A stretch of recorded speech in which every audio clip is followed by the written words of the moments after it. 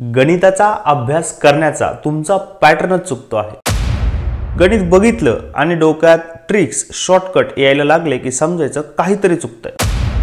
गणित शिकण्यामागे सुद्धा एक क्रम असतो। हा क्रम नेमका कसा असतो हे मी पुढे सांगेल। मला बस स्टँडला जायचे आहे, तिथे जाण्यासाठी मला संपूर्ण शहर फिरत बसण्याची गरज नाही। मित्रांनी सांगितलेल्या शॉर्टकटने मी आरामात जाऊ शकतो। पण समजा अर्ध्या रस्त्यात गेल्यावर प्लॅन बदलला, बस स्टँडला न जाता घाटी रुग्णालयात जायचे ठरले तर काय करू?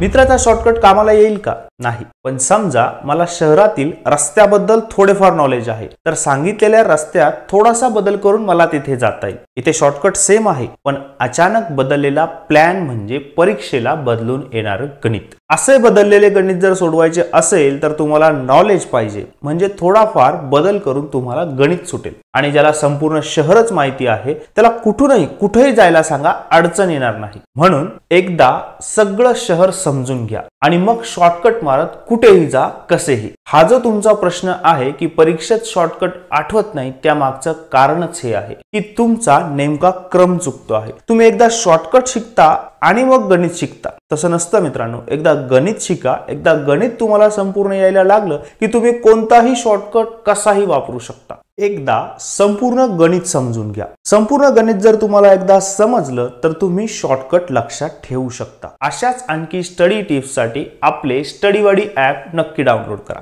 जय हिंद।